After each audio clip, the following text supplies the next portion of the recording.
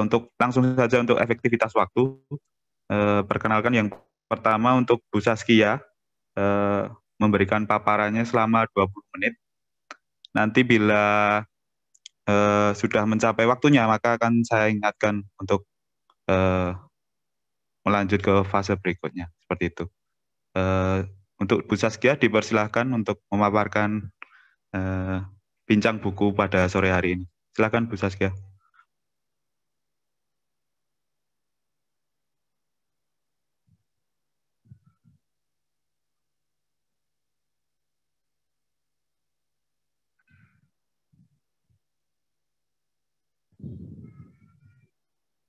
Halo, halo, halo.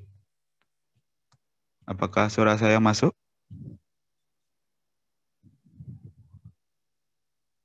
Halo,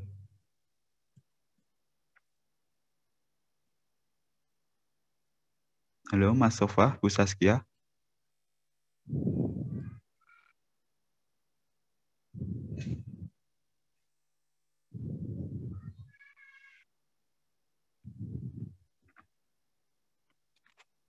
Masuk? Masuk, masuk, Mas. Bentar ya.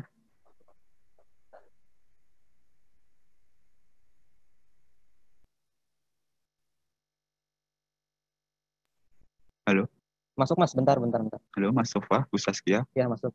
Untuk Bu Saskia, dipersilakan. Iya, iya, iya. Itu memang hostnya ya. Aku Ya, sendiri iya, unmute iya, iya. saya, hostnya. Terima kasih Mas Muhammad atas Ya, sebelumnya mohon maaf karena untuk Masuk? kita unmute-nya kayak gitu. Silakan Ibu. ya sudah.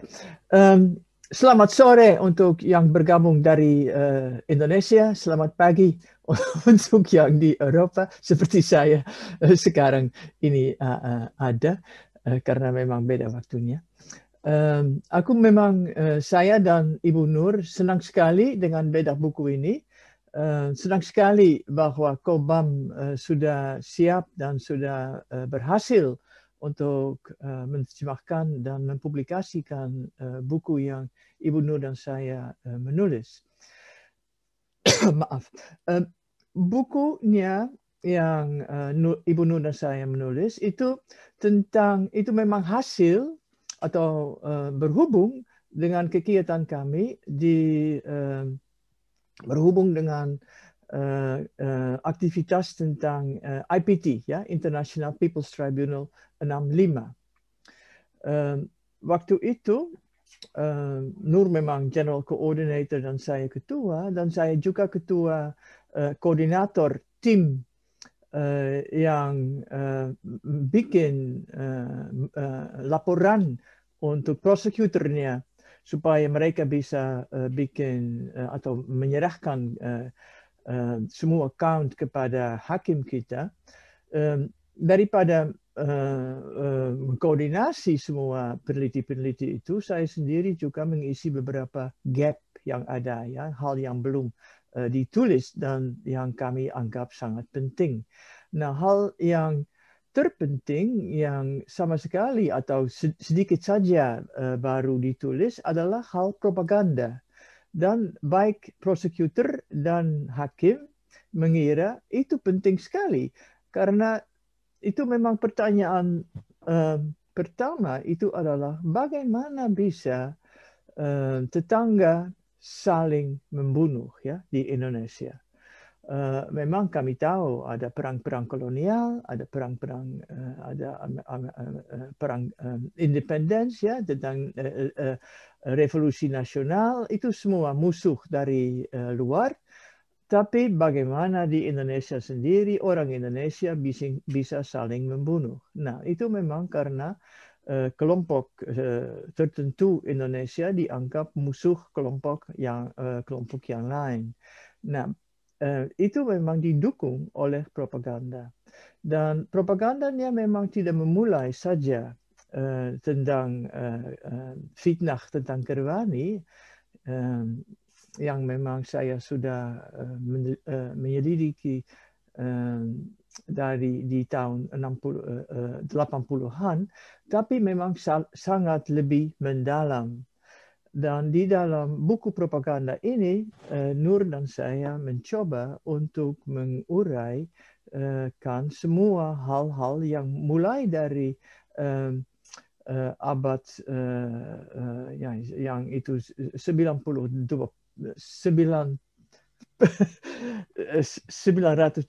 tahun 920 sampai sekarang pun propagandanya punya pengaruh di dalam sejarah Indonesia.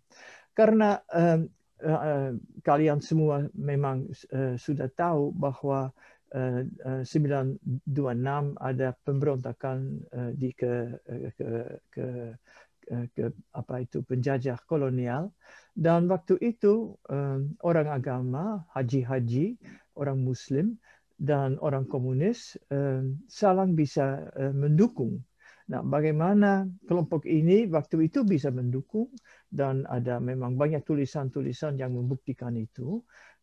Bagaimana sesudah 65 bisa saling memusuhi. Itu memang pertanyaan yang pertama yang kami mulai untuk menguraikan, karena itu penting sekali supaya kita tahu bahwa komunisme itu ajaran-ajaran komunisme dan ajaran-ajaran Islam ada beberapa hal yang bisa dibilang bisa bersama, ya, tentang keadilan, tentang penjajahan, tentang ada beberapa hal yang mereka bilang. Yang pertama yang mereka bilang, Haji Musbah umpamanya bilang Islam itu teorinya, PKI adalah prakteknya. Ya, aku rasa waktu itu penting, dan kami mesti tahu itu, karena sekarang ini Islam dan komunisme itu dianggap sangat bertentang. Tapi memang itu bukan hal yang satu-satunya yang kami harus menguraikan. Ada juga hal-hal tentang aksi sepihak, ya. Di dalam buku propaganda pemerintah Soeharto itu selalu dibilang bahwa orang PKI membunuh kiai-kiai di beberapa desa-desa karena itu aksi sepihak BTI, ya.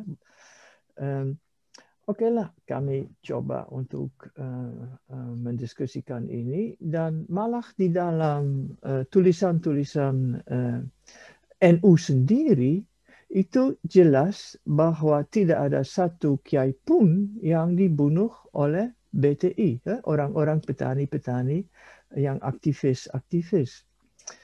Maka itu juga propaganda, bahwa itu perang-perang horizontal yang waktu itu begitu penting.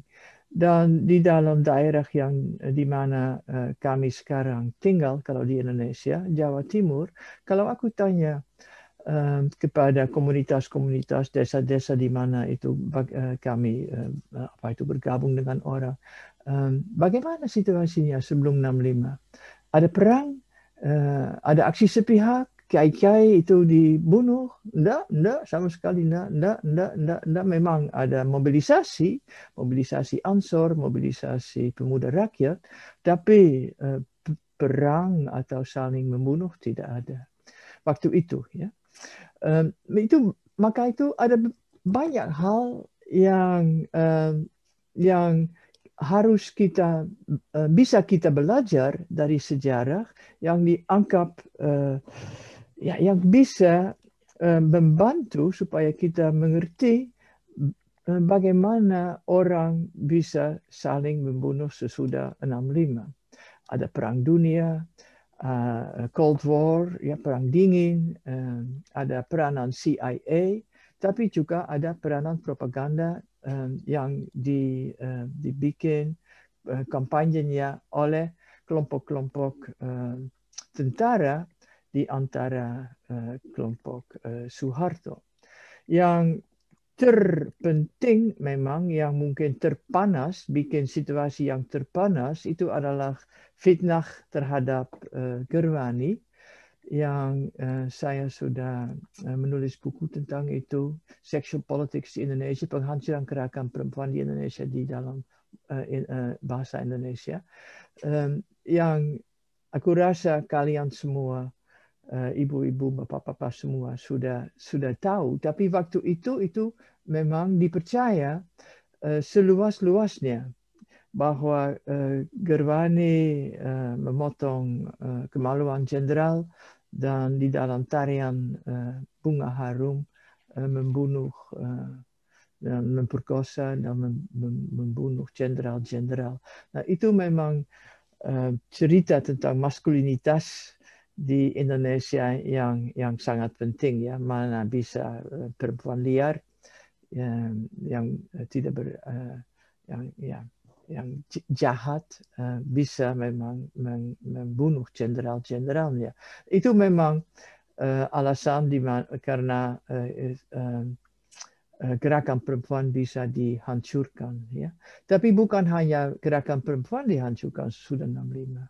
Karena itu gerakan sosial, gerakan buruh, gerakan petani, semua gerakan-gerakan sosial yang sebelum 65 sangat kuat itu dihancurkan, ya. Dan bukan hanya gerakan-gerakan sosial itu, situasi kebudayaan, situasi di universitas-universitas, seluruh kelompok intelektual modern progresif hampir dibunuh, ya. Dan ada banyak hal yang kami belum tahu tentang itu. Itu juga alasan yang kita pikir itu bukan hanya tentara yang punya peranan besar di dalam itu, tapi itu ada sesuatu yang jauh lebih mendalam di dalam masyarakat Indonesia seluruhnya waktu itu, yang mendukung memang Soeharto. Maka itu kami menulis bab yang 7 di dalam buku ini tentang complicity of the middle classes. Itu peranan penting yang main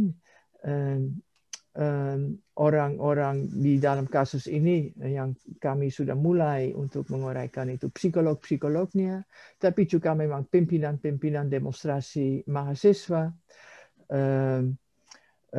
dokter-dokter, lawyer-lawyer, itu memang ada seluruh birokrasi yang memperbolehkan, yang mendukung genosida ini di Indonesia.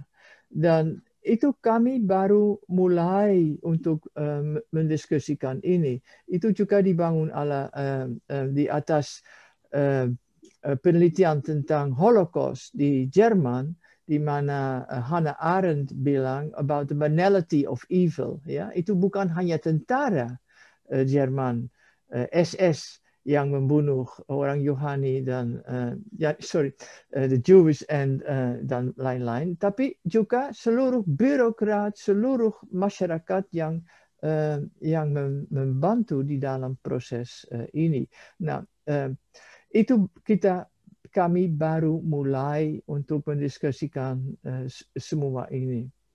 Hal yang ketiga yang kami coba untuk menulis itu adalah bagaimana stigma tentang PKI masih tetap ada di dalam masyarakat Indonesia. Lain dari di Jerman dan Kamboja dan genosida yang lain seperti di Rwanda, karena PKI memang dihancurkan dan yang menang itu kelompok-kelompok tentang tentara dan Soeharto, itu korban orang yang dibunuh, orang yang dipenjarakan, orang yang mengalami kekerasan, yang kerja paksa dan semua itu dianggap salah. Itu aneh sekali. Ya, bagaimana bisa bahwa orang yang menderita begitu banyak tetap sampai sekarang pun dianggap salah. Nah, itu juga berhubung dengan propaganda, ya. Karena propagandanya bahwa komunisme itu bertentang dengan Pancasila, dengan agama, dan akan menghancurkan mungkin itu masyarakat Indonesia. Nah, kami karena itu juga mendiskusikan bagaimana itu peranan agama di dalam gerakan-gerakan PKI dan DTI dan Lekra dan semua itu. Dan memang bagaimana itu ya pendapat PKI dan lain-lain tentang Pancasila. Nah, tentang Pancasila itu jelas sekali, ya. PKI dan ID dan semua itu pimpinan-pimpinan partai dan pimpinan-pimpinan organisasi bergabung dengan partainya itu mendukung Pancasila. Tapi mereka tidak hanya bilang bahwa yang penting dari Pancasila itu adalah agama. Mereka bilang Pancasila itu adalah Pancasila, ya, 5 sila, bukan hanya peranan agama di dalam masyarakat Indonesia, tapi juga keadilan sosial. Malah mereka bilang bahwa kalau kita mau menciptakan masyarakat Pancasilais, kita juga harus menciptakan keadilan sosial. Itu aku rasa penting sekali. PKI selalu mendukung Pancasila, dan PKI juga bilang ID di dalam pidato-pidatonya bahwa memang jelas bahwa realitas masyarakat Indonesia itu adalah masyarakat Indonesia adalah beragama. Maka itu walaupun itu komunisme diperkirakan itu adalah melawan agama, kami bisa dapat dari bahan-bahan tulisan-tulisan pimpinan-pimpinan partai itu adalah bahwa ada diskusi penting tentang peranan memang masyarakat dan partai-partai tentang agama. Dulu memang banyak anggota-anggota PKI adalah orang Muslim atau Kristen atau apa saja, ya. Tapi itu memang kelompok-kelompok abangan itu, dan sekarang ini abangan itu dianggap komunis. Nah, itu memang aneh sekali karena abangan kelompok-kelompok abangan memang betul-betul orang Muslim, tapi dengan Muslim ya Jawa atau Indonesia. Sekarang ada itu gerakan lagi Islam Nusantara, ya. Itu memang semua itu penting sekali kita diskusikan semua ini untuk mengerti apa yang terjadi di dalam masyarakat Indonesia. Nah, buku kami adalah, kami harap bahan-bahan untuk bisa didiskusikan di dalam kelompok-kelompok mahasiswa, kelompok-kelompok aktivis, dan juga mungkin masyarakat luasnya untuk mengerti peranan penting propaganda di dalam masyarakat Indonesia yang sampai sekarang pun sangat mempengaruhi pikiran Indonesia. Saya betul-betul dengan jujur pikir kalau Indonesia tidak akan menyelesaikan hal-hal yang tentang impunitas, dan itu yang terjadi di dalam 65, bahwa yang terjadi 65 dan 66 itu memang betul-betul genosida dan HAM memang dan kejahatan terhadap kemanusiaan itu sangat sangat ya tajam, yang itu betul-betul kejam sekali. Kalau luka yang ada di dalam sejarah Indonesia tidak akan selesai, Indonesia aku rasa tidak bisa maju, ya. Dan maka itu mudah-mudahan buku ini bisa membantu masyarakat Indonesia dan kelompok-kelompok aktivis masyarakat luas untuk pikirkan kembali tentang sejarahnya dan pikirkan kembali bagaimana kita bisa pulih sebagai masyarakat Indonesia seluruhnya, di mana keadilan sosial itu menjadi sesuatu yang penting sekali di dalam masyarakat, karena itu orang menderita sampai sekarang pun, ya. Dan Indonesia makmur itu belum ada pikiran tentang ini. Dan karena tentara-tentara dan polisi-polisi bisa membunuh orang sampai sekarang pun dengan impunitas, ya, Indonesia tidak akan menjadi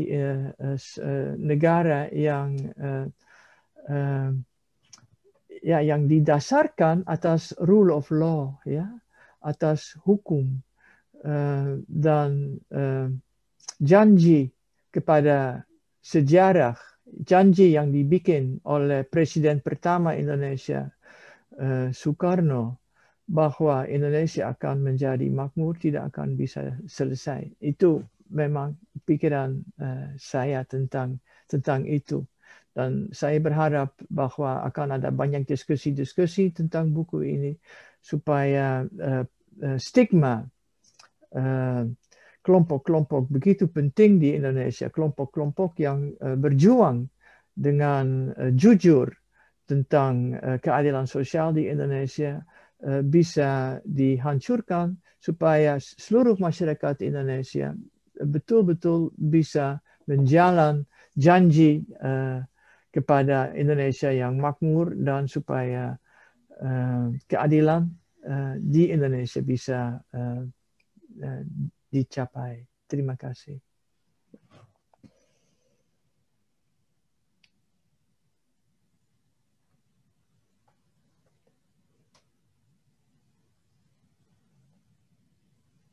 Oke, terima kasih Bu Saskia atas paparannya. Sangat menarik sekali dan beberapa hal penting yang perlu digarisbawahi bahwa ternyata propaganda telah memobilisasi selain gerakan-gerakan juga pemikiran masyarakat hingga saat ini. Dan stigma-stigma itu terus melekat ke pemikiran masyarakat dan menyebabkan luka pada sejarah bangsa kita, sehingga untuk menuju Indonesia yang berkeadilan itu perlu perjuangan yang sangat kuat dan keras untuk kemudian harinya. Dan pembicara selanjutnya untuk Ibu Nur, dipersilakan 20 menit ke depan untuk Ibu Nur. Terima kasih. Ya, baik Mas Aprianto.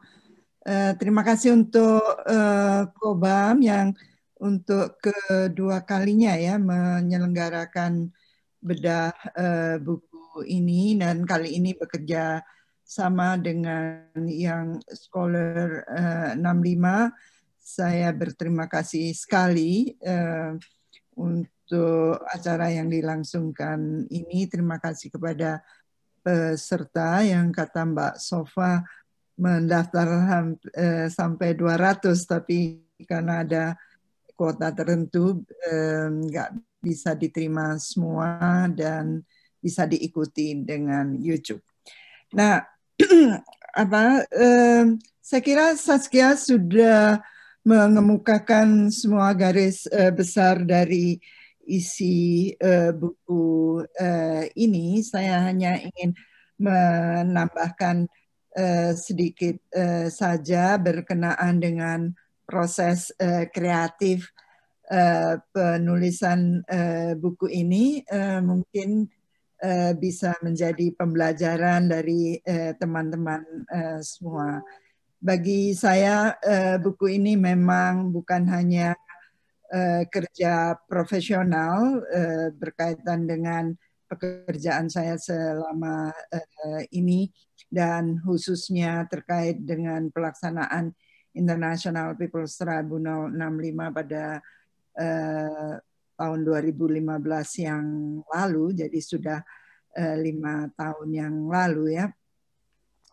Tapi juga ada sentuhan personal berkaitan dengan kejadian-kejadian yang terjadi di dusun saya juga, di mana mungkin ada 1.000 orang yang terkubur di kuburan massal di tengah kebun raya Purwodadi, di mana tetangga saya satu dusun itu terlibat di dalamnya, dan juga pengalaman diri pribadi yang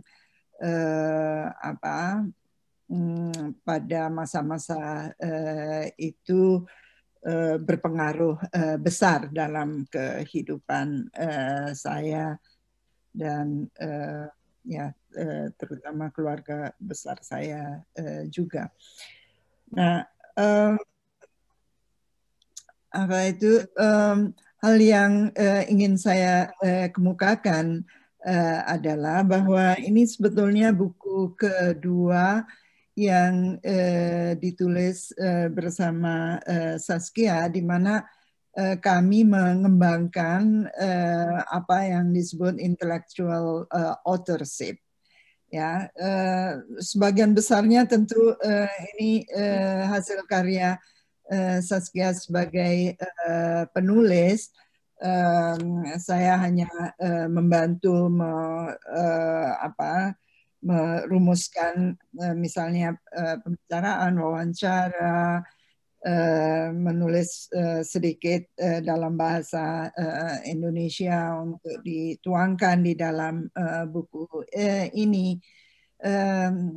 Juga terjadi waktu itu kami juga menyelenggarakan penelitian komparatif tentang heteronormativity di India dan Indonesia, tapi juga sebagai author, intellectual author itu juga dihargai sehingga bisa dituliskan bersama di dalam buku ini.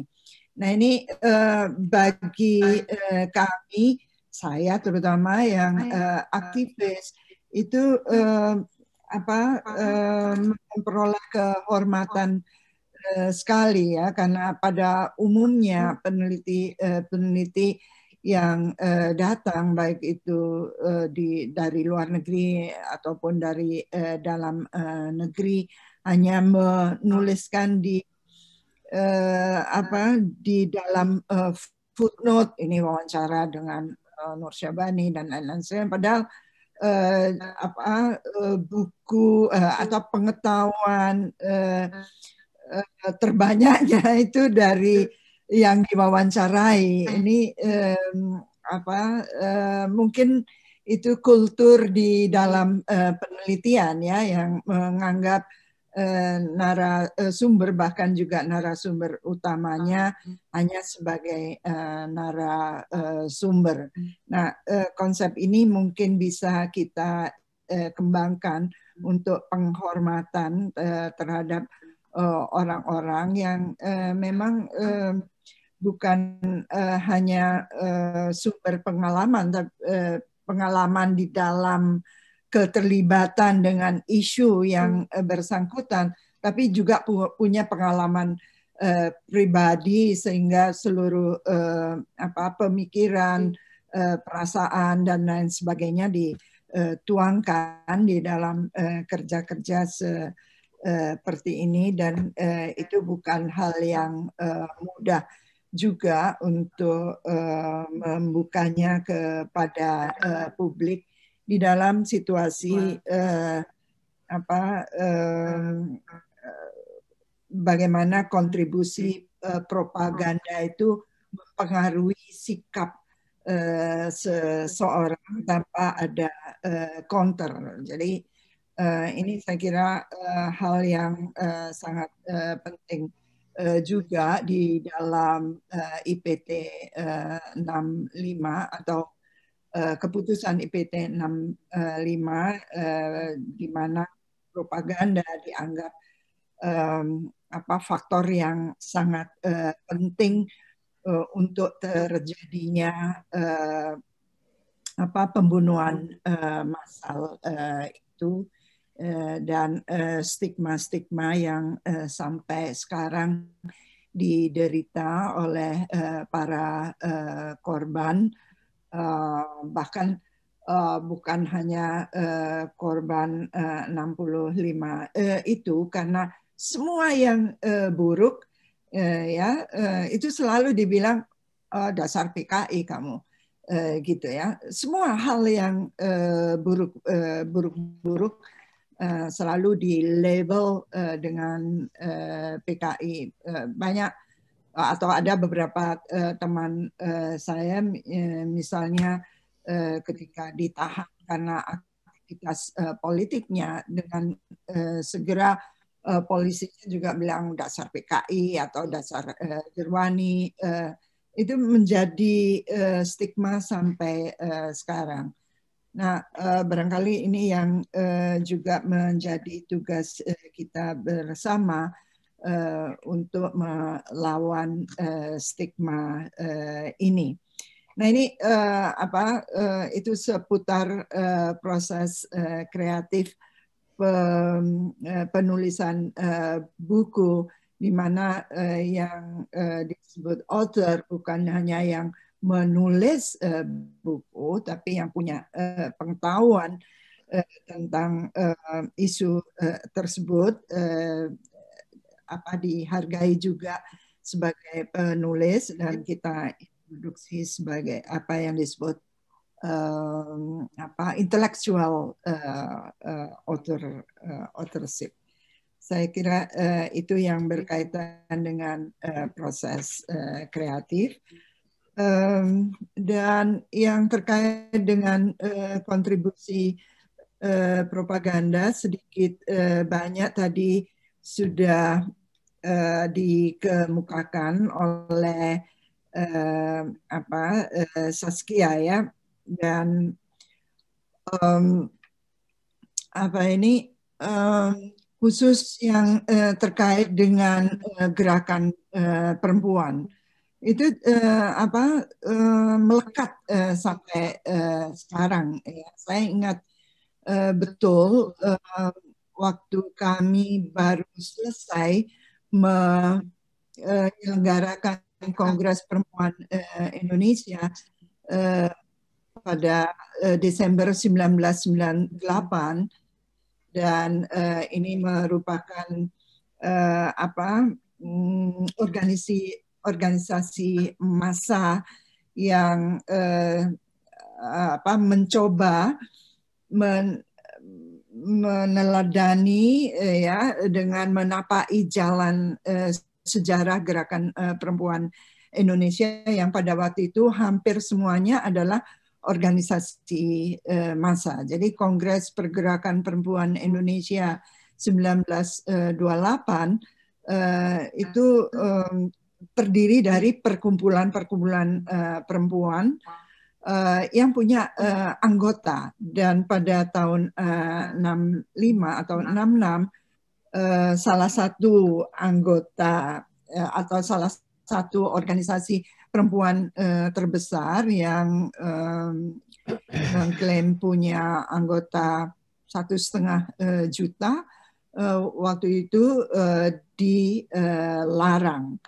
Nah, dan sejak itu Orde Baru dengan undang-undang ormasnya juga sangat membatasi gerakan-gerakan pro demokrasi, baik itu buruh, nelayan, perempuan, dan lain sebagainya, semua dikontrol dengan nama-nama yang mereka tetapkan, kayak misalnya KNPI untuk pemuda, HSNI untuk nelayan, kemudian PWI untuk wartawan, dan khusus untuk gerakan perempuan itu hanya boleh dengan yayasan. Ya, yayasan tentu itu sangat terbatas dengan kepemimpinan yang cukup paternalistik dan feodalistik, dan kita nggak bisa melakukan gerakan massa yang menjadi kekuatan penyeimbang, begitu yang istilahnya Orde Baru, karena apalagi oposisi tidak diperkenankan atau tidak dikembangkan, sehingga mati demokrasi Indonesia karena hal itu, gitu. Selama 32 tahun, dan kita menderita gagap demokrasi itu sampai sekarang, menurut saya. Nah, itu saya kira propaganda pertama yang digarap oleh Saskia dengan cukup mendalam di dalam bukunya Penghancuran Gerakan Perempuan di Indonesia, yang merupakan tesis doktoralnya.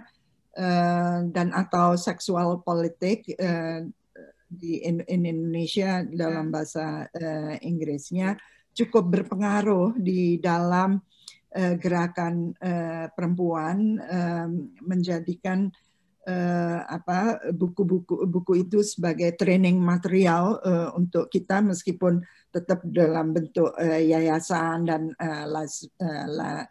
lain sebagainya, tapi itu mendorong gerakan perempuan untuk mengubah dirinya, reaching out massa ya.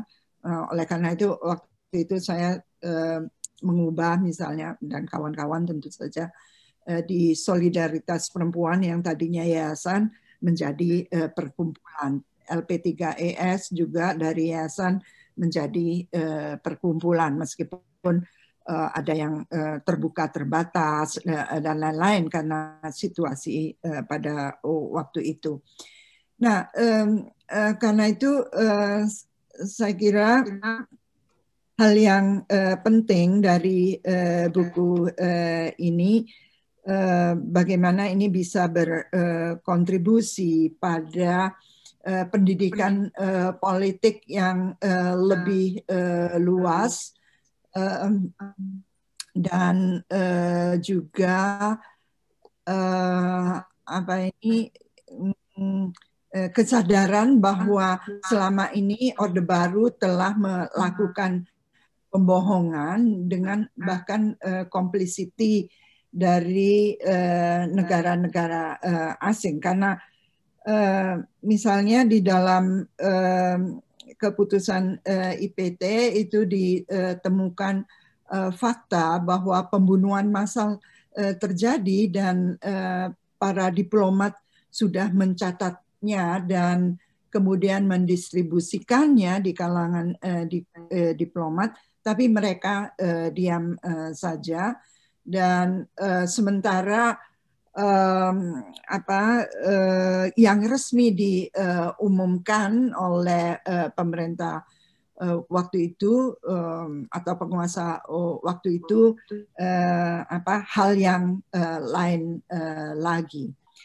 Nah, yang ketiga yang ingin saya kemukakan di dalam buku ini dengan sangat jelas bagaimana kelas menengah itu berkontribusi besar sekali di dalam propaganda ini, yang juga berpengaruh pada pembantaian massal pada waktu itu. Nah, di dalam buku ini kelas menengah yang terlibat di dalam pengkategorian A, B, C, yang itu bisa berarti terutama yang A dan terutama yang B, karena yang A pada umumnya diadili kalau yang tingkat tinggi, yang B kebanyakan di Pulau Buru atau dibunuh, gitu. Dan lebih yang masif lagi tentu yang di bawah, apakah itu Pemuda Rakyat, BTI, Sarbutri, dan lain-lain sebagainya, dan atau kalau di NTT sana para guru yang juga pada umumnya adalah perempuan, ya guru-guru. Dan ternyata kalau tadi Saskia menyebut kelompok Islam, NU atau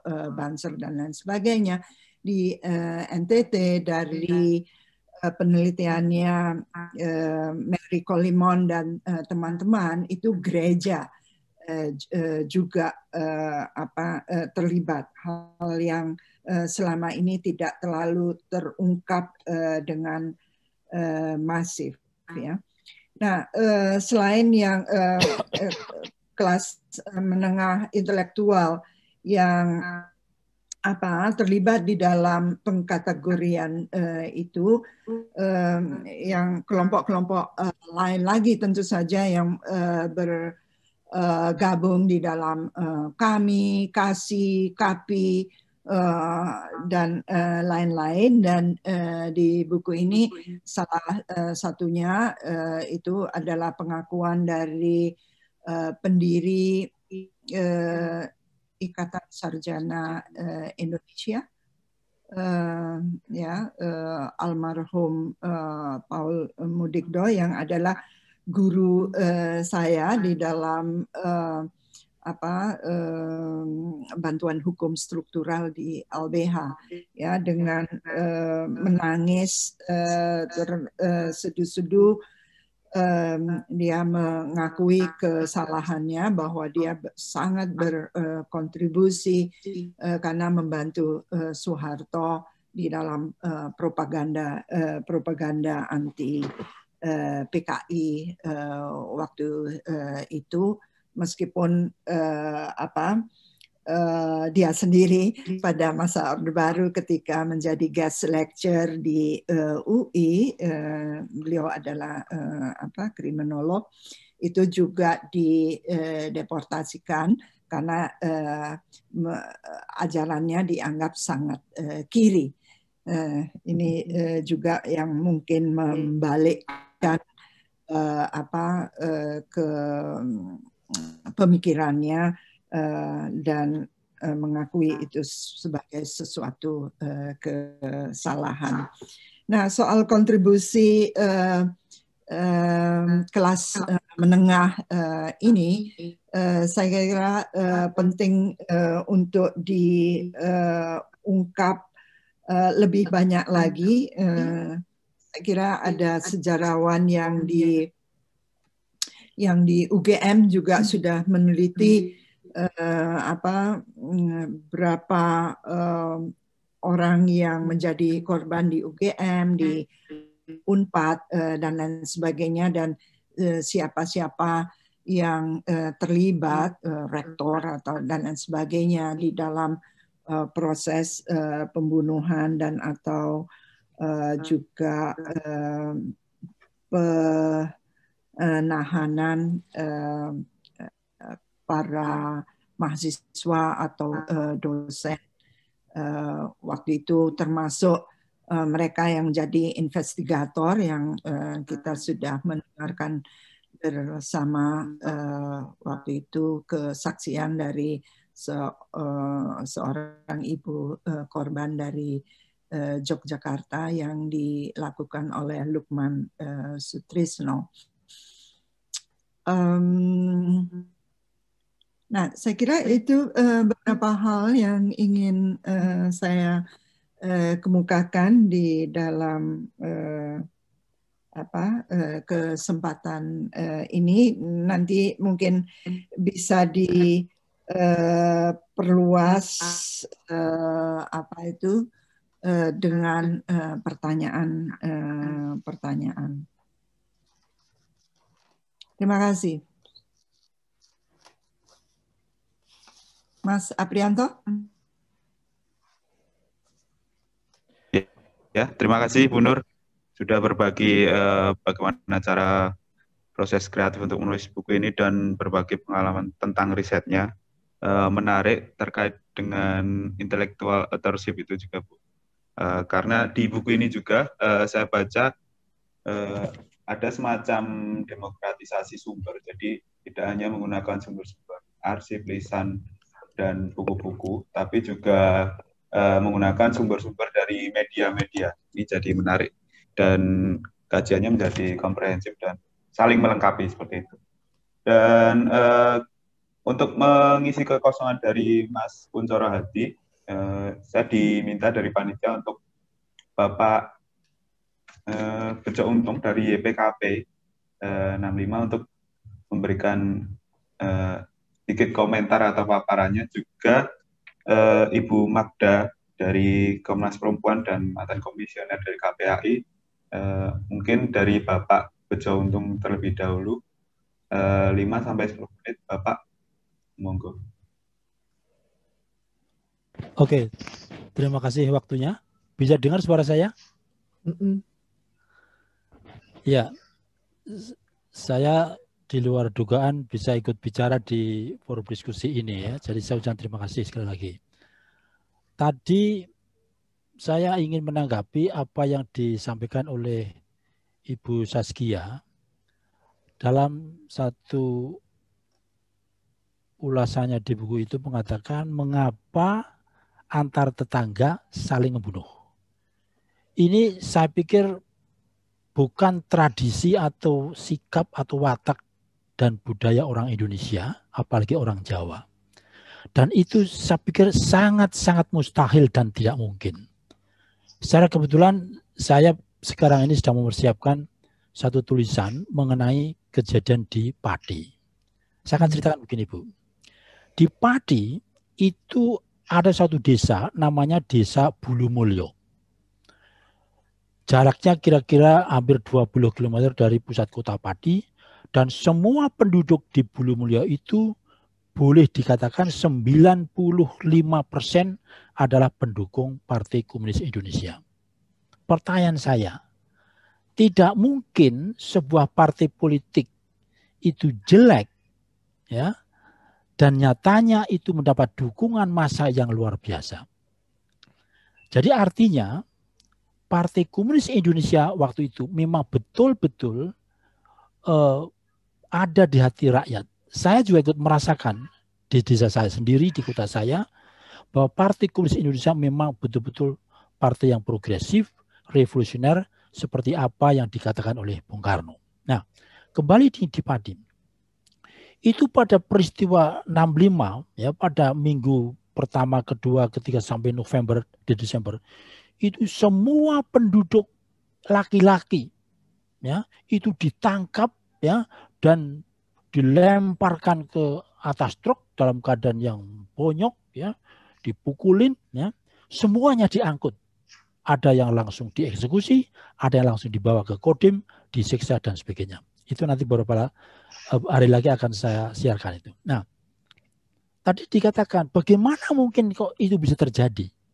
Karena ini semua sudah direkayasa, Bu. Ya, tidak mungkin, ya, tidak mungkin tetangga sendiri membunuh, tidak ada. Di Pati itu semua orang-orang yang baik dan kenal semua, ya, dan itu semuanya diangkut dan sampai dia menggunakan orang-orang di luar desa itu, dan itu adalah orang-orang bayaran. Nah, jadi artinya tidak mungkin peristiwa 65 itu terjadi seolah-olah apa yang selama ini dituduhkan atau direkayasa oleh militer itu adalah clash horizontal oleh masyarakat. Itu tidak benar tanpa didukung oleh tentara. Ya. Jadi kaum preman, kaum bayaran, pemuda masyarakat itu tidak mungkin berani melakukan bunuh-membunuh kalau di belakangnya tidak ada tentara. Ya.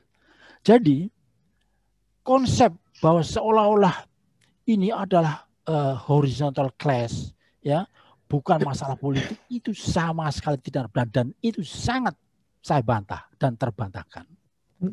Dan juga pada tahun 65 itu tidak ada pemberontakan PKI, tidak ada. Sampai sekarang, ya, para politisi, para pendukung Orde Baru selalu mengatakan, wah itu PKI memang biasa berontak. Tahun 26, kemudian peristiwa Madiun 1965, itu semua tidak benar. Ya. Tahun 26 itu adalah sah pemberontakan melawan kolonial Belanda. Dan tahun 48, ya, ini yang ngomong Pak Sumarsono sendiri, saya ketemu waktu itu di penjara Salemba. Tidak ada itu pemberontakan Madiun. Oh, dia lapor kepada pemerintah pusat. Ya, itu dibantah. Ya. Lapor, dan kalau nggak salah itu di dalam bukunya Sumarsono juga dikatakan Sumarsono meminta itu Soeharto mengecek, ya, katanya itu waktu itu Soeharto diinstruksikan oleh Jenderal Sudirman untuk mengecek itu pusat-pusat tahanan di sana. Nggak ada itu banjir darah. Ya. Nah, yang terjadi sekarang ini, ya, saya sangat prihatin. Orang-orang yang dituduh PKI dalam posisi tangannya diikat, mulutnya dibungkam, sementara di pihak sana dengan seenaknya saja mengkoar-koarkan hoax, dan kami tidak bisa melawannya. Ya. Jadi semuanya ini, Bu, ya, adalah hoax semata. Mungkin Ibu masih ingat ketika di dalam diskusi sejarah di Frankfurt ada seorang sejarawan baik dari Indonesia di Jerman, saya juga bilang tidak benar, ya, tidak benar. Saya membantahnya itu. PKI tidak punya tradisi berontak itu. Bukan istilah berontak. Yang penting justru PKI ingin membela rakyat. Dan tahun 65 itu terjadi, ya, yang benar ialah karena ada konspirasi internasional yang sengaja ingin menjatuhkan Bung Karno ya dengan terlebih dahulu menghancurkan PKI. Sekarang saya sedikit cerita. Semua orang saya kira sudah tahu. Tahun 65 itu PKI mendapat dukungan masyarakat yang sangat luas. Karena dia strateginya kampanye, strateginya menarik simpati rakyat itu luar biasa. Ingat bagaimana Gerwani bisa memobilisasi kaum perempuan, dia mendirikan sekolah-sekolah di desa-desa, memberantas buta huruf, ya. Kemudian juga bersama-sama dengan pemuda melakukan aksi-aksi. Aksi dalam rangka adalah aksi yang pro rakyat. Juga BTI-nya yang dengan gigih dia berjuang membantu petani untuk melaksanakan land reform, ya, yaitu undang-undang bagi hasil juga. Itu kaum taninya. Di bidang kaum buruh juga, ya. Ini yang belum banyak disiarkan. Ada seorang teman saya, ya, dia namanya Andreas Turiman, seorang ketua SBG. Dia adalah orang yang paling berjasa ikut mengambil alih pabrik dari Belanda ke Indonesia. Ya, itu dari SBG, Serikat Buruh Gula. Ya. Artinya apa? Baik kaum tani, buruh, pemuda, wanita, perempuan, pelajar, itu semuanya sepakat ya ingin membangun Indonesia di bawah pimpinan Bung Karno untuk menuju kepada sosialisme. Dan ini yang dianggap membahayakan bagi kapitalisme. Karena itu dengan rekayasa yang sangat canggih, ya. Dan saya pikir Bu Narsabani maupun Mbak Saskia masih ingat, ada satu poin bahwa Amerika Serikat, United Kingdom, dan Australia ikut berperan di dalam mass killing di Indonesia. Karena itu ini harus bertanggung jawab. Nah, pada kesempatan ini semoga didengar, karena Joe Biden menjadi presiden, saya minta saudara presiden yang terhormat untuk mengevaluasi, untuk meninjau kembali kebijakan internasional yang menyengsarakan kami. Kami salah satu korbannya, ya, korban perang dinginnya Amerika. Itu sampai sekarang belum direvisi. Karena itu saya minta dengan sangat Joe Biden supaya meninjau kembali, ya, dan minta maaf secara terbuka seluruh internasional bahwa apa yang dilakukan dalam rangka untuk penghancuran kaum revolusioner progresif itu adalah tidak benar. Kami adalah orang-orang yang ingin demokratisasi, ingin membela kebenaran, membela kemanusiaan. Nah, ini yang pertama kali untuk yang mulia, yang terhormat Joe Biden, ya. Kemudian berikutnya saya perlu mengomentari sedikit kepada Ibu Nursabani dan juga Mbak Saskia. Setelah Den Haag, ya, tribunal, itu kemudian what's next, ya? Apa langkah ke depan? Sebetulnya itu dimulai satu hal yang sangat bagus. Dari IPT 65, ya, kita bisa membawa Indonesia waktu itu akhirnya mau membedah sejarah yang benar. Waktu zamannya si Luhut kalau nggak salah, ya si Luhut, ya.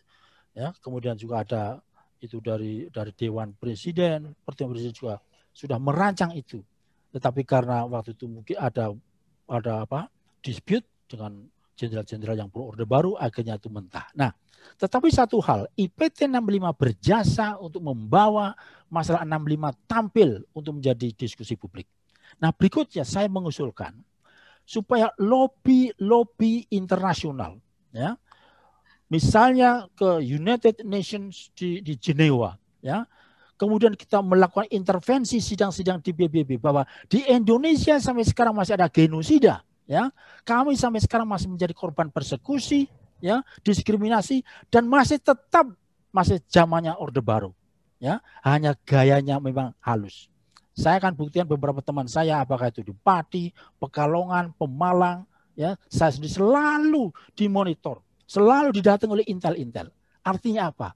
Belum ada perubahan berarti, ya.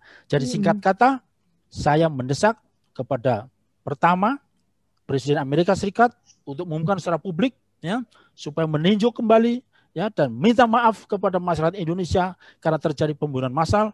Dan yang kedua, kemudian juga untuk membuka dokumen-dokumen CIA yang belum dipublikasikan tentang keterlibatannya di Indonesia. Dan berikutnya kepada pemerintah Republik Indonesia supaya segera menuntaskannya selama atau mumpung kami para korban dan para saksi masih hidup. Saya kira ini saja komentar saya. Terima kasih. Selamat berjuang.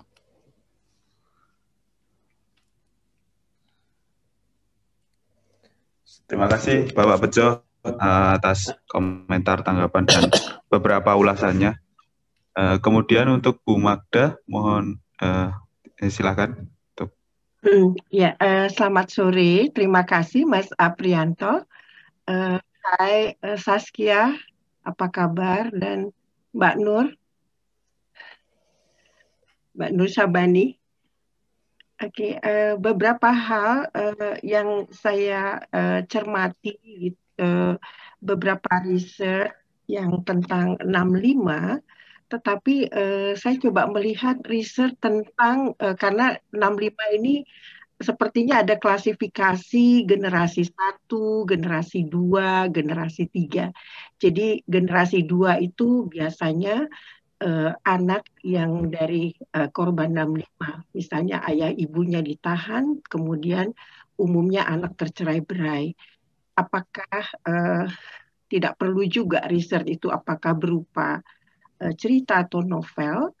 Dan sepertinya kalau kita bicara tentang korban, karena ini sudah berlalu setengah abad lebih, dan untuk pembuktiannya dari itu sepertinya negara tidak mengakui juga apa yang mereka sampaikan.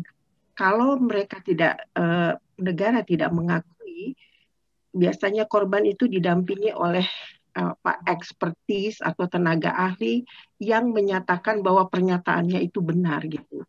Jadi mereka tadi seperti yang masih ada sampai sekarang karena sudah banyak juga yang sudah wafat, tetapi mereka yang masih hidup saya pikir masih perlu untuk menjadi riset, untuk diabadikan, untuk didokumentasikan. Tetapi memang sebetulnya sudah banyak juga kalau saya lihat misalnya dari bukunya Pak Putu Okasukara, buku-buku yang lain gitu ya. Tetapi sepertinya itu juga tidak menjadi bahan perhitungan atau menjadi bahan pertimbangan bahwa untuk pengakuan pelanggaran HAM masa lalu, pelanggaran berat gitu ya, dan segala upaya sudah dilakukan gitu ya, sejauh mana kita bisa mendorong pengakuan negara akan peristiwa tersebut. Nah, seperti tadi yang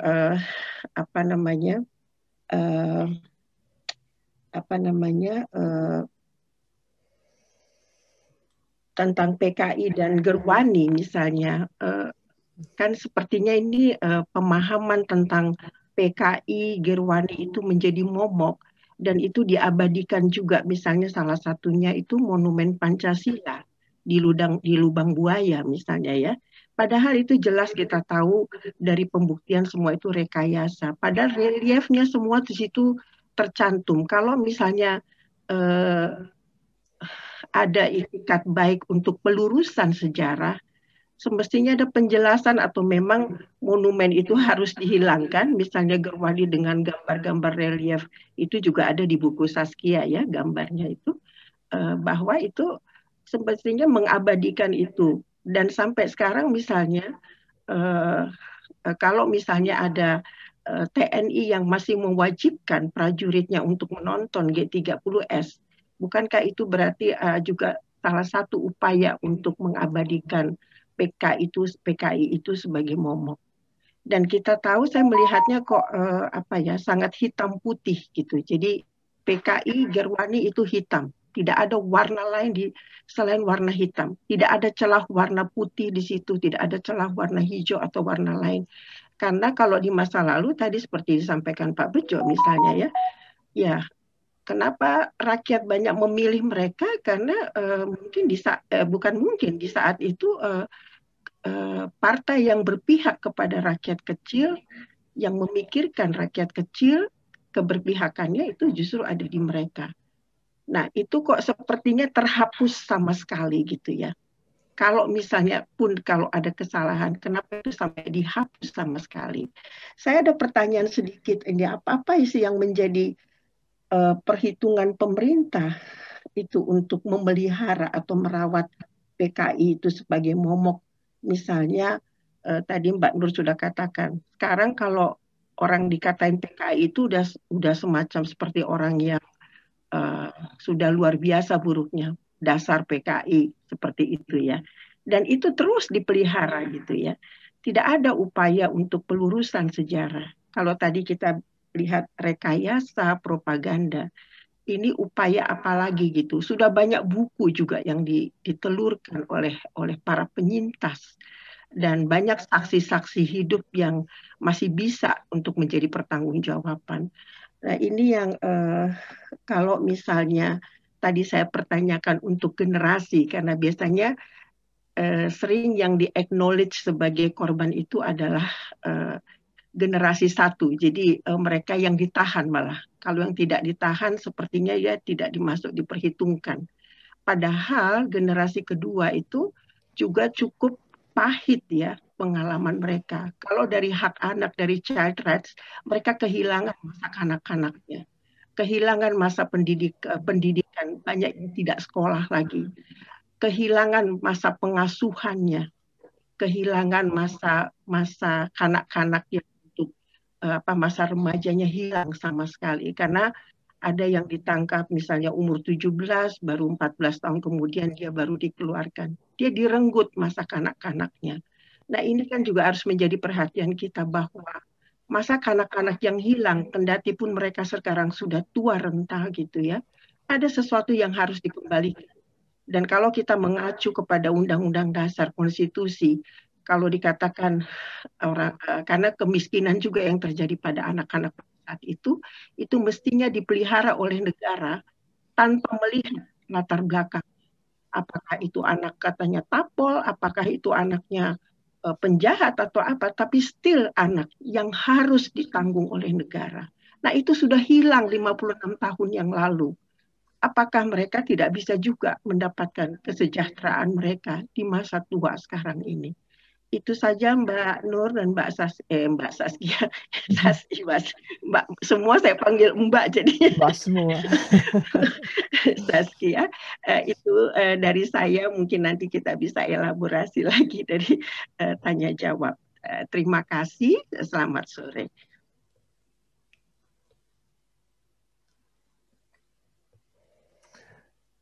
Saya berjawab. Ya. Terima kasih Bu Magda. Ya, kembali ke saya. Terima kasih Bu Magda. Dan tiba waktunya untuk kita sama-sama Bu. Tiba waktunya untuk kita berdiskusi. Dan di termin pertama ini nanti akan ada 3 pertanyaan yang akan dijawab oleh Bu Saskia maupun Bu Nur. Dan beberapa pertanyaannya ada di kolom chat, mungkin bisa saya rangkumkan. Pertama, dan ada beberapa pertanyaan juga dari YouTube. Pertama, dari YouTube ada pertanyaan tentang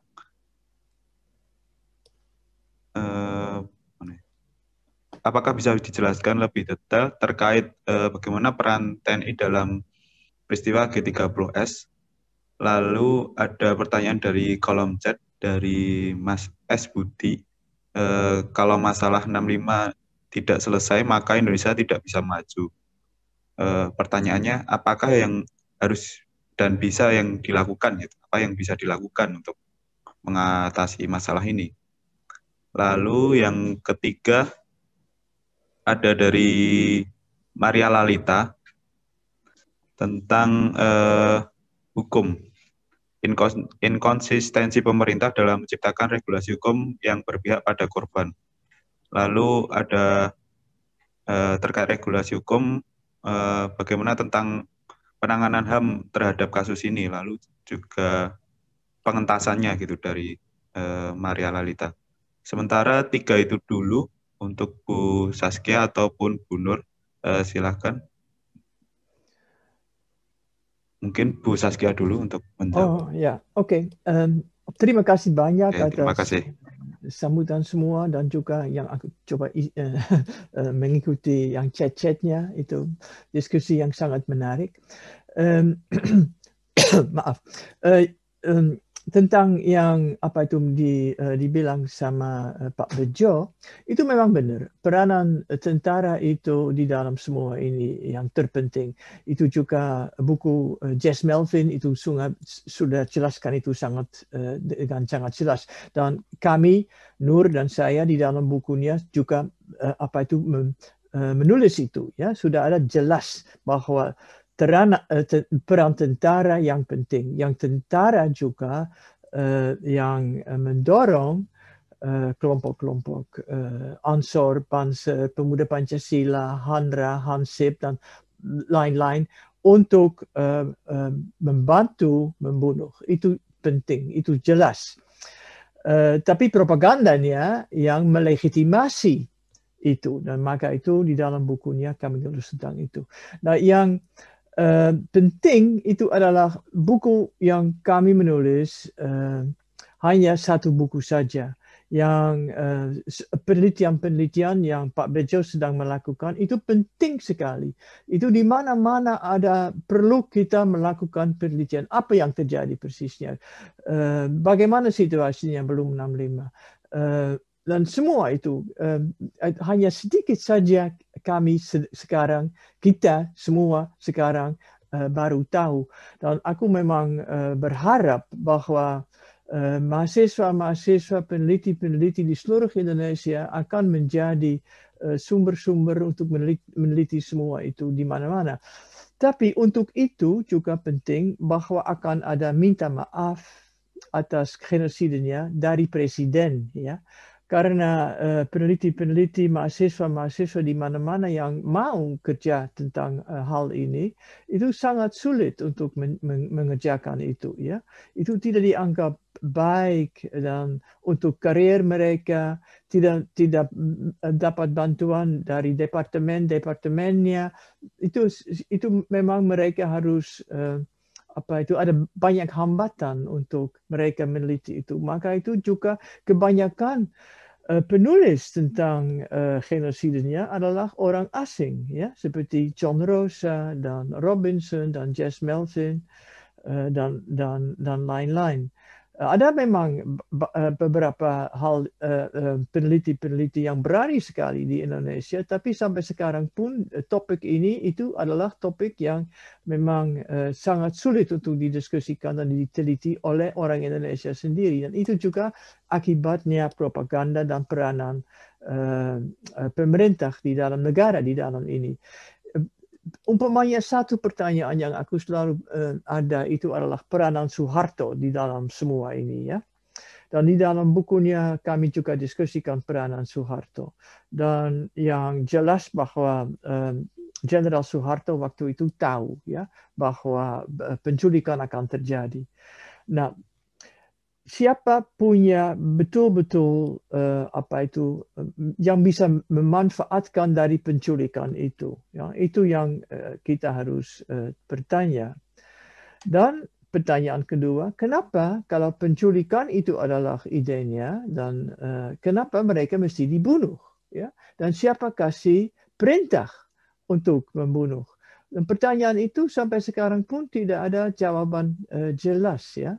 Dan di dalam semua ini kita bisa kirakan bahwa Soeharto punya peranan pasif, bahwa dia tahu itu akan terjadi dan sama sekali tidak membantu koleganya, ya, rekan-rekannya, dan tidak melakukan usaha apapun untuk mencegah itu akan terjadi, sampai dia memang punya peranan aktif bahwa perintah untuk membunuh generalnya dari presiden dari waktu itu, dari Jenderal Soeharto sendiri. Itu pertanyaan yang kami belum punya jawaban.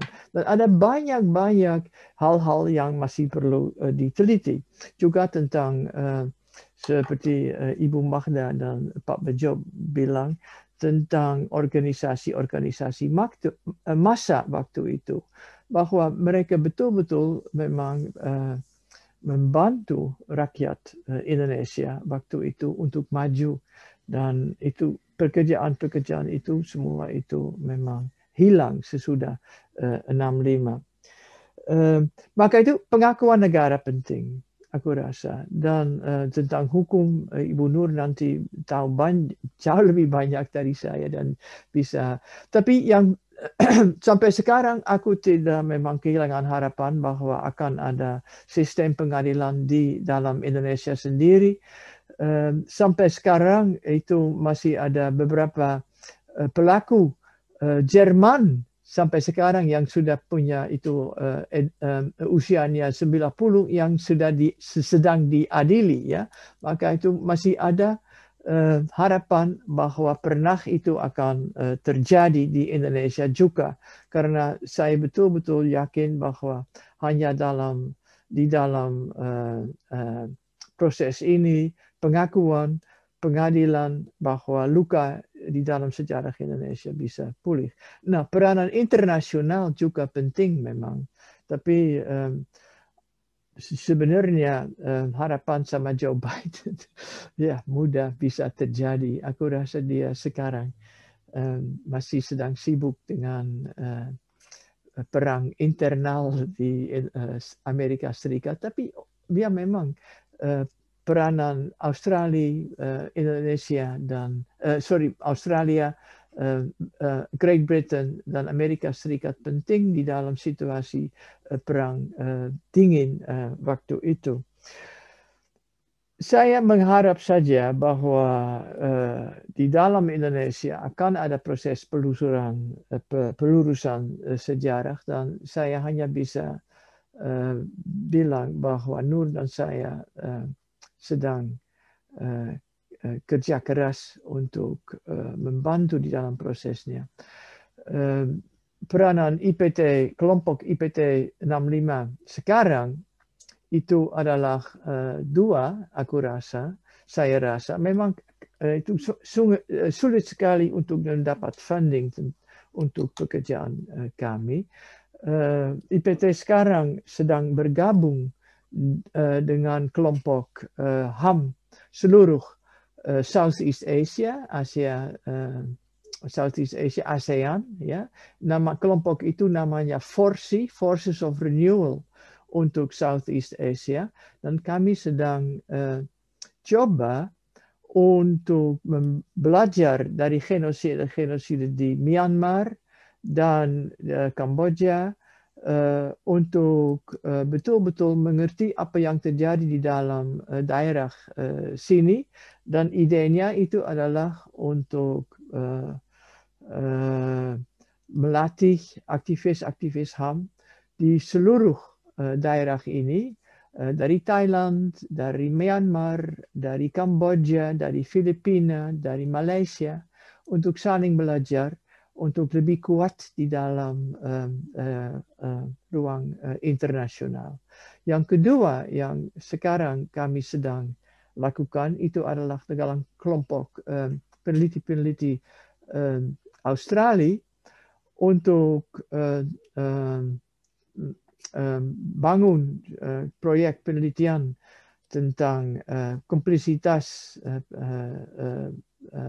enablers, ya, yang orang yang membantu Suharto di dalam prosesnya, dan juga untuk membantu kelompok-kelompok korban yang sampai sekarang sedang membuat arsip-arsip sendiri.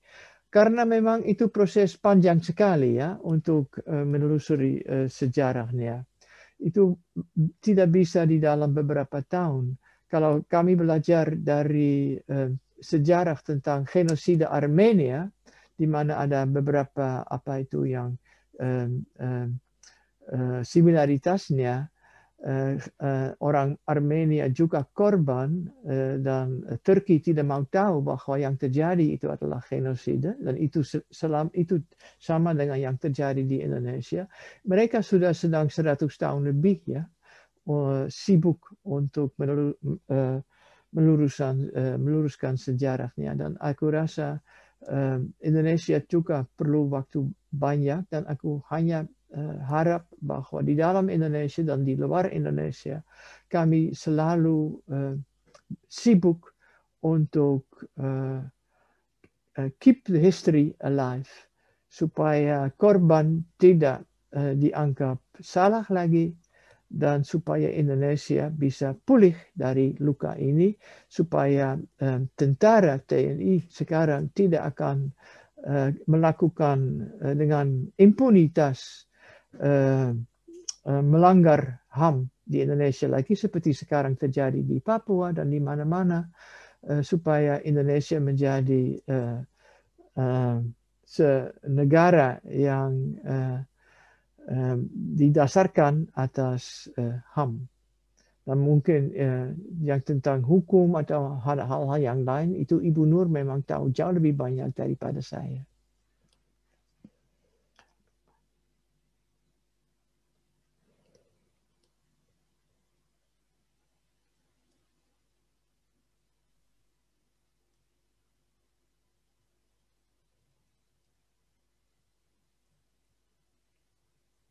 Cek. Oke, terima kasih Bu Saskia atas jawaban pertanyaan-pertanyaannya. Kemudian untuk Bu Nur, silahkan untuk ditanggapi beberapa pertanyaannya tadi.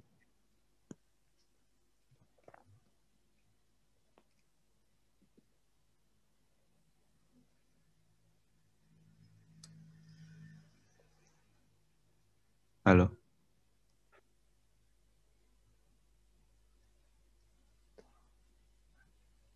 Unmute, tolong di-unmute, Mas Sofa.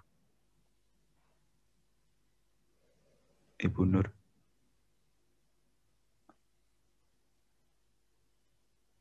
Mas Sofa. Oke, silakan Ibu. Oke.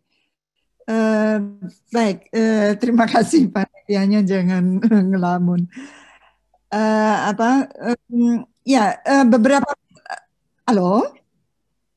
Beberapa pertanyaan sudah saya jawab sebetulnya di chat box, tapi pada intinya pertama pertanyaan tentang bagaimana solusinya dari genosida yang terjadi, selain tadi upaya-upaya yang berkaitan dengan pembentukan budaya penghormatan HAM, yaitu legal aspek legal culture-nya, tapi juga legal contents-nya. Dalam hal ini Undang-Undang Nomor 26 tahun 2000 juga bermasalah. Ini kami juga sedang mendiskusikan untuk melakukan perubahan, ataukah itu lewat judicial review ataupun lewat legislative review. Halo? Bergema ya. Tapi juga tadi berkaitan juga sikap dari pemerintah sendiri, khususnya Kejaksaan Agung, yang dalam banyak hal, dalam banyak kasus pelanggaran HAM masa lalu, itu hampir semuanya, ada 11 ya, itu ditolak oleh Kejaksaan Agung hasil penyelidikan dari Komnas HAM dengan alasan-alasan yang sangat teknis, yang tidak ada aturannya di dalam undang-undang HAM ataupun undang-undang peradilan HAM itu. Misalnya saya contohkan pertanyaan, apakah para peneliti itu melakukan penyelidikan di bawah sumpah? Nah, itu tidak ada di dalam aturannya. Yang harus di bawah sumpah adalah bukan Komnas HAM. Tapi itu terus yang menjadi alasan, dan dari tahun ke tahun untuk semua kasus pelanggaran HAM berat seperti itu.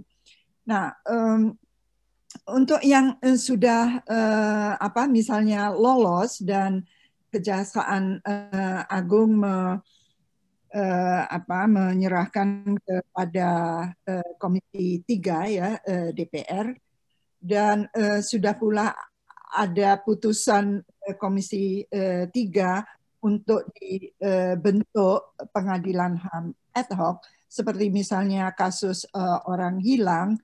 Itu kebetulan saya terlibat ketika saya di Komisi 3, itu satu-satunya yang lolos. Kami waktu itu mengajukan dua kasus, Semanggi 1 dan Semanggi 2, yang pada DPR sebelumnya itu ditolak oleh DPR. Kami ajukan lagi, pansusnya sudah menyatakan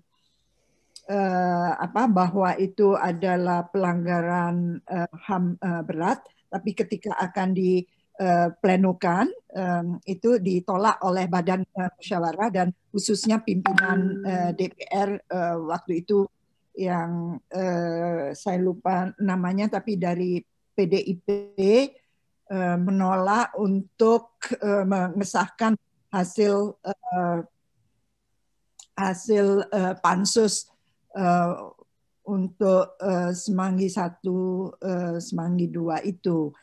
Sementara yang untuk orang hilang sudah disahkan, tapi Presiden sampai sekarang tidak membentuk pengadilan ad hoc untuk orang hilang itu. Jadi kalau kita berkaca pada pengalaman itu, masalah politik itu sangat menentukan ya, political will dari pemerintah, baik itu DPR maupun eksekutif, dan khususnya Kejaksaan Agung itu sangat menentukan impunitas ini berjalan terus gitu.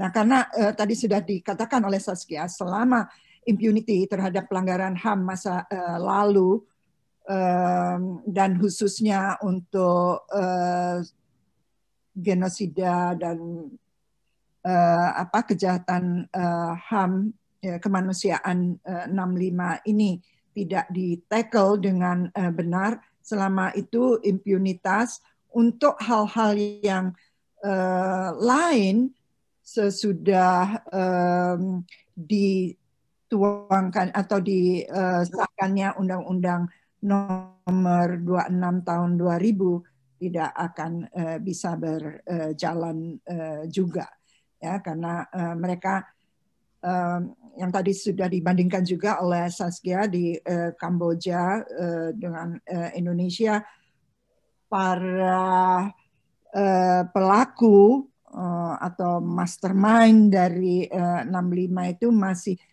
berkuasa. Setidaknya political culture mereka political culture-nya di bawah kontrol mereka, sehingga propaganda ini berjalan terus, misalnya dengan hantu PKI itu, dengan menggunakan instrumen yang ada.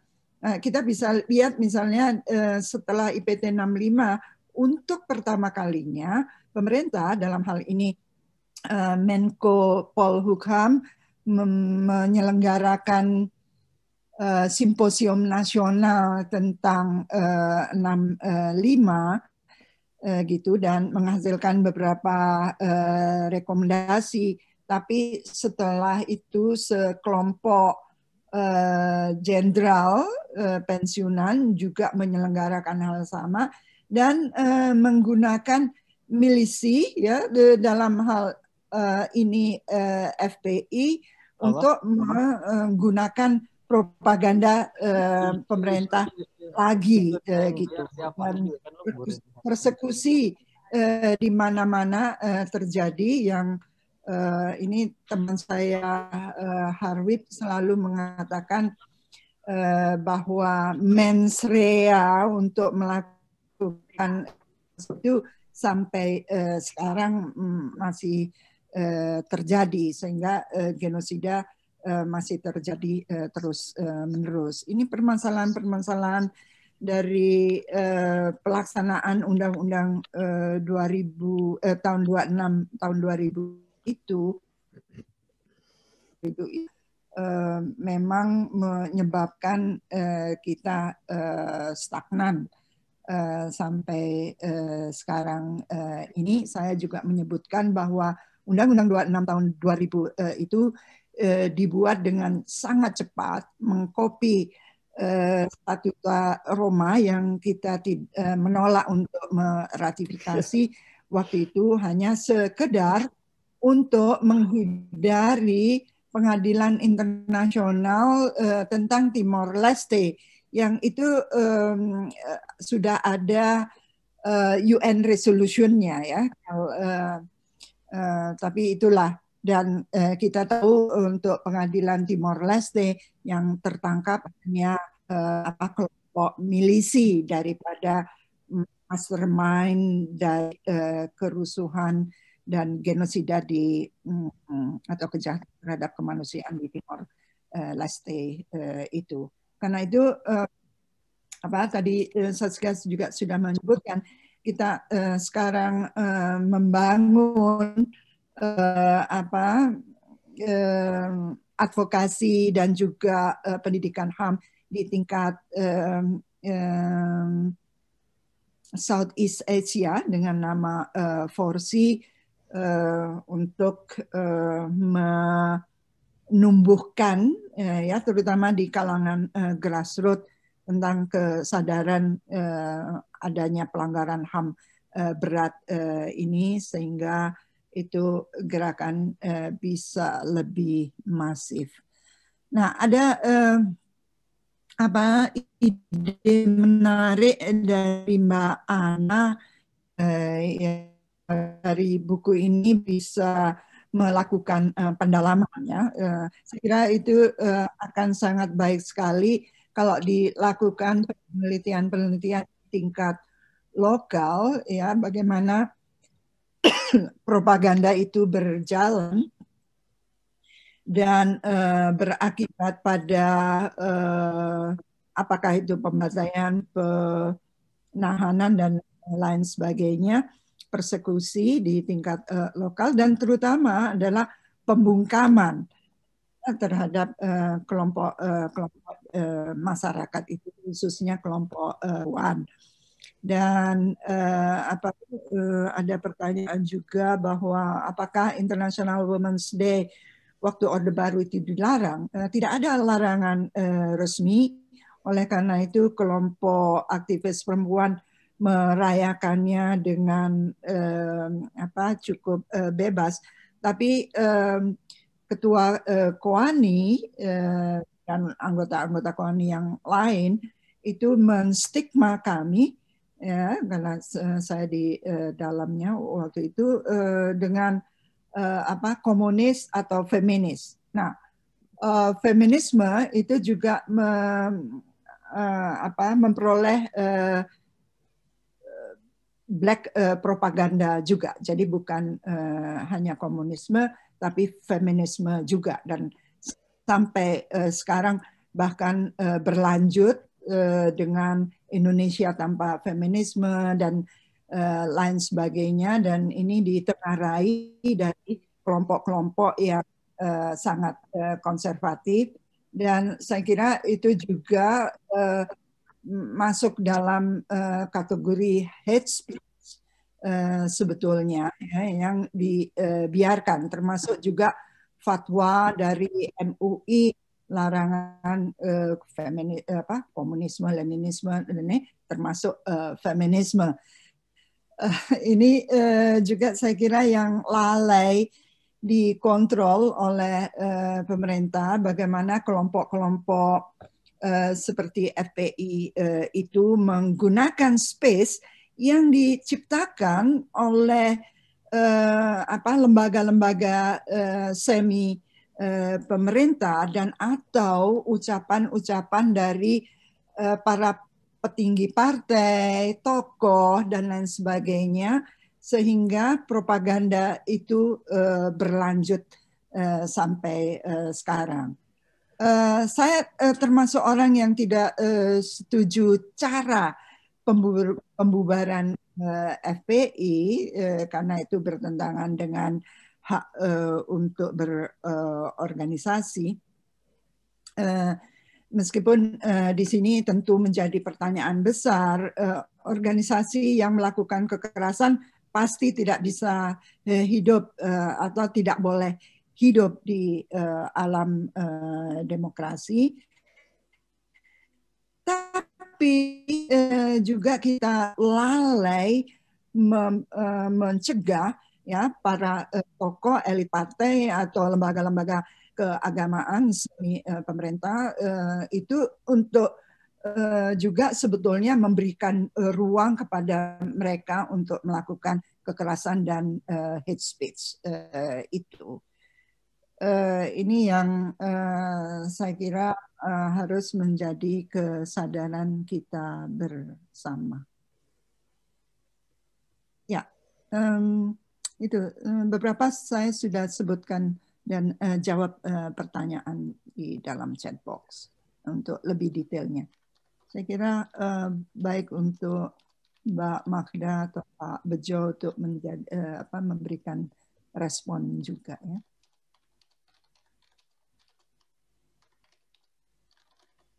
Baik Mas, ada pertanyaan khusus untuk saya nggak? Mungkin saya terlewat. Halo. Sudah Ibu, tidak terlewat Ibu, karena Bu Nur juga sudah menjawab di chat box tadi. Iya. Nah, untuk termin berikutnya mungkin ada beberapa pertanyaan dan mungkin Bu Saskia bisa menjawabnya dengan singkat karena terkait waktu. Ada pertanyaan kenapa dipakai istilah propaganda, nah yang negatif itu apa saja bentuk propagandanya sebelum Orba itu tahun 65 tahun 66 terkait komunis. Lalu tadi Bu Saskia juga menjelaskan aku tidak bisa mengerti karena terputus suaranya, bisa oh iya ya. Oh ya, sorry, baik saya ulangi. Kenapa dipakai istilah propaganda di bukunya ini atau di beberapa kajiannya Bu Saskia? Lalu apa saja bentuk propagandanya yang dilakukan sebelum Orde Baru tahun 65 sampai 66 terkait komunis? Lalu juga ada peranan dalam agama di PKI. Dalam PKI lalu Lekra Aidit adalah pendukung Pancasila. Lalu sejauh mana peranan agama dalam tubuh PKI seperti itu? Mungkin bisa dijawab dengan singkat Bu Saskia karena terkait waktu. Terima kasih. Ya, kenapa kita menggunakan istilah propaganda dan bukan hoax ya, juga ada pertanyaan tentang itu. Propaganda menurut kita itu adalah sustained campaign ya, kampanye yang sudah berlaku cukup lama dan itu dari pihak tertentu. Di dalam propaganda ini memang dari pihak negara. Kalau hoax itu lebih satu kejadian.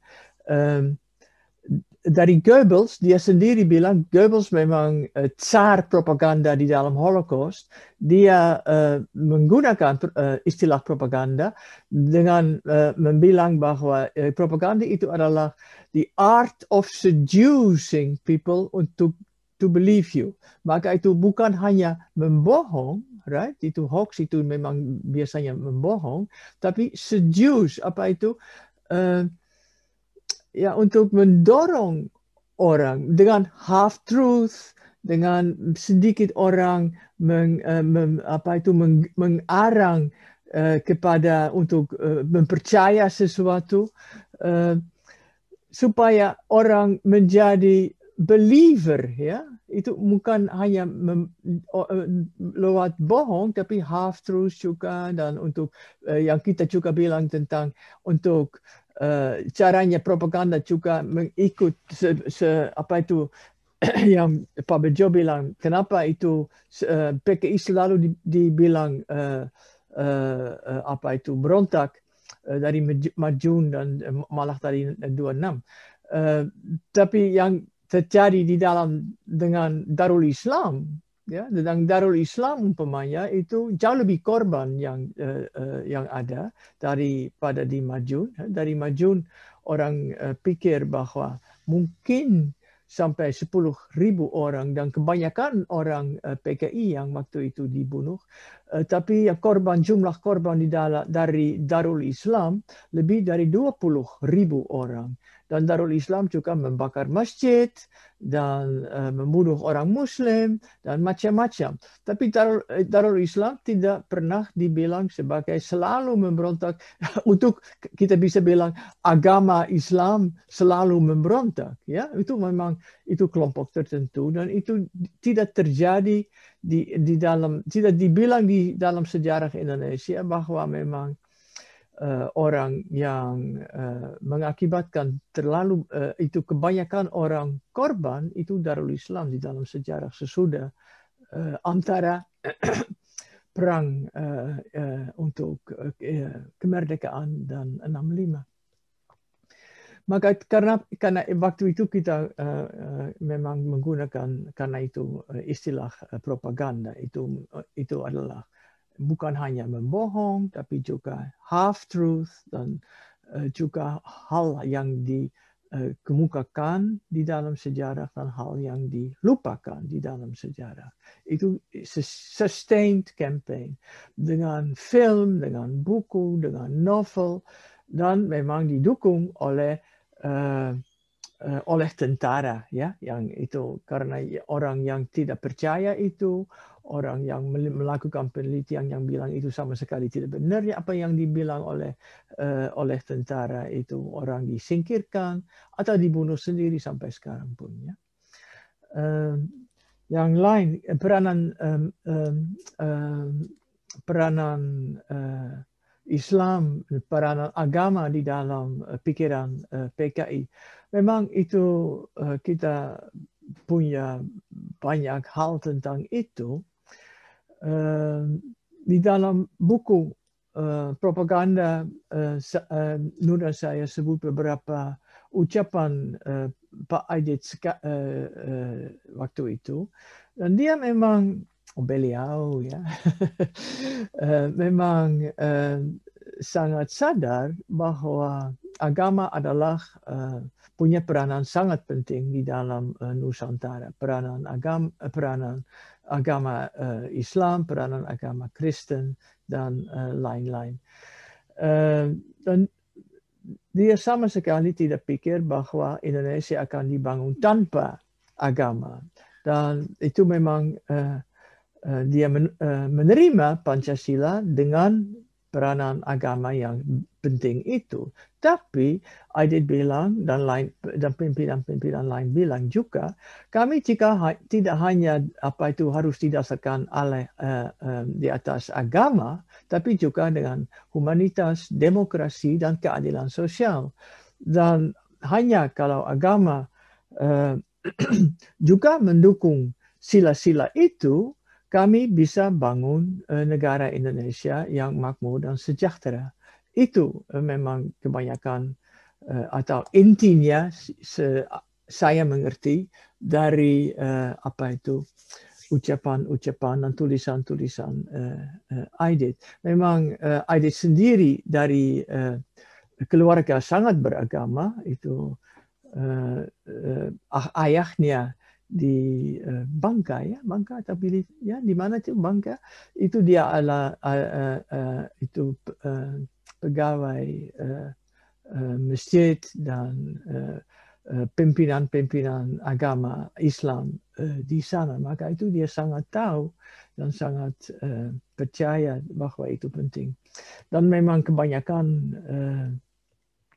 anggota PKI dan BTI orang beragama, ya, orang Abangan itu memang Abangan itu orang beragama. Maka itu idenya bahwa agama sangat ya sangat lain dari PKI. Itu aku rasa bertentang dengan ajaran-ajaran sosialisme yang diucapkan oleh pimpinan-pimpinan partai. Aku rasa itu perlu dibahas lagi. Ya. Ada pertanyaan lain lagi?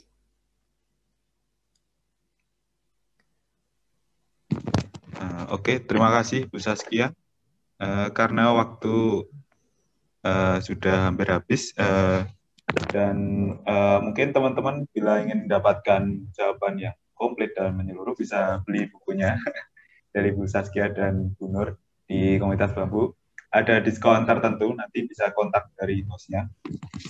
Dan juga selain ini Bu Saskia juga sama Bu Nur mau menerbitkan buku lagi berjudul Kejahatan Tanpa Hukuman, IPT 65 dan Genosida di Indonesia. Mungkin bisa dijelaskan secara singkat saja, Bu Nur atau Bu Saskia? Ya, sebetulnya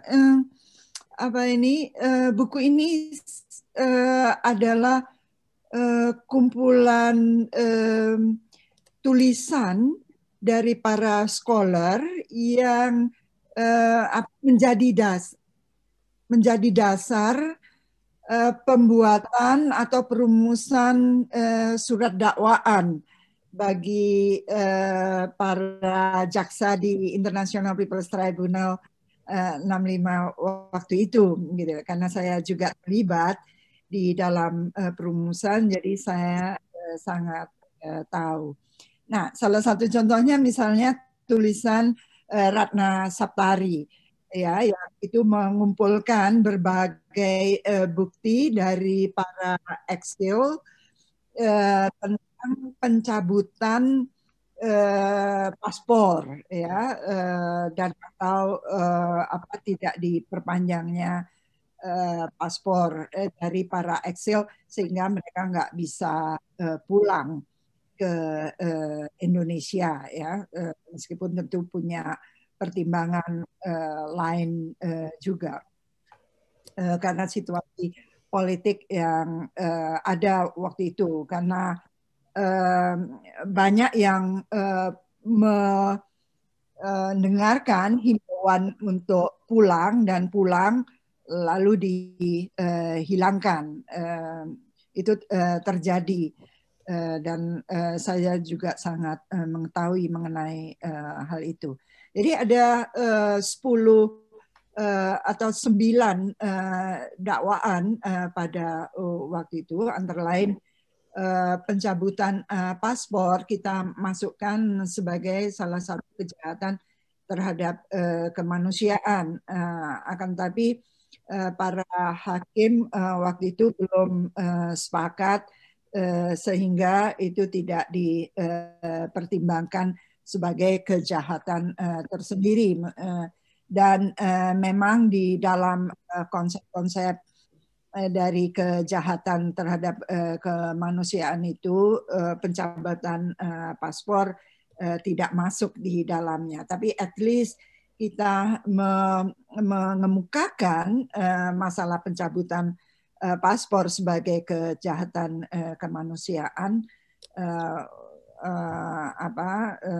supaya menjadi rekod ya, bahwa di samping propaganda dan lain sebagainya ada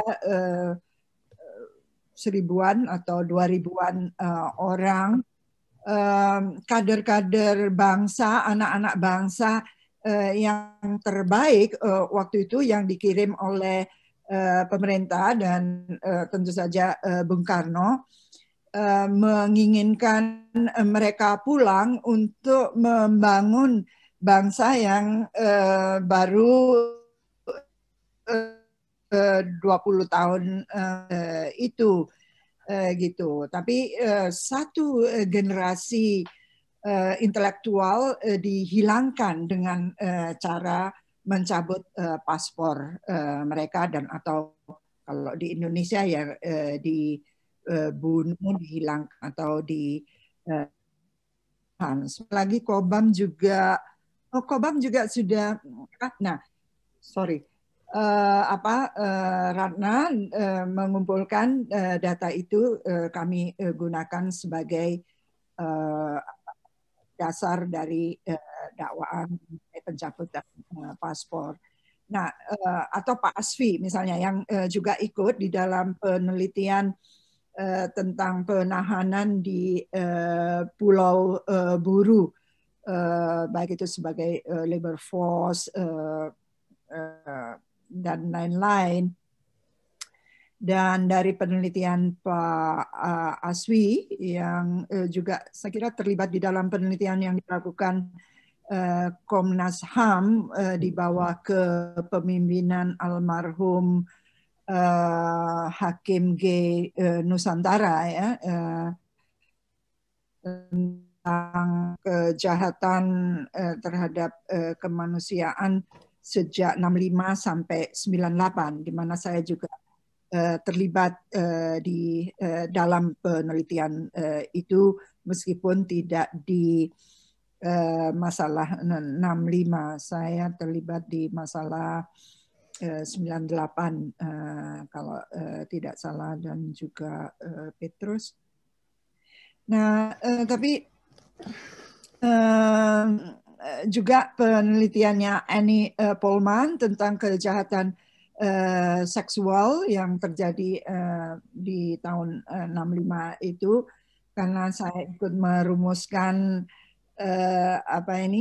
dakwaan tentang kejahatan seksual itu, saya tahu betul dan menggunakan betul kategori-kategori yang sangat detail dari penelitian Annie Polman tentang kejahatan seksual itu. Jadi ini memang sangat menarik buku ini sebagai bahan penyusunan indictment di IPT 65, sekaligus juga bukti yang kita gunakan di dalam 9 bentuk indictment itu, yang tadinya memang tidak memasukkan genosida karena kita belajar di negara lain genosida politik juga tidak termasuk di dalam rumusan, akan tapi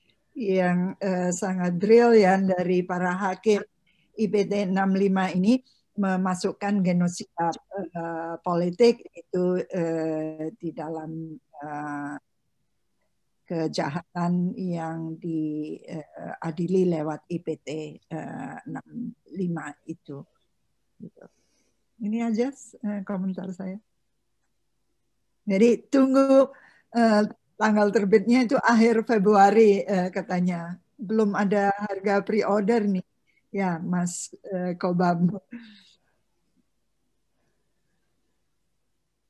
Sudah terbit lewat Routledge juga sih sebetulnya. Ini terjemahannya.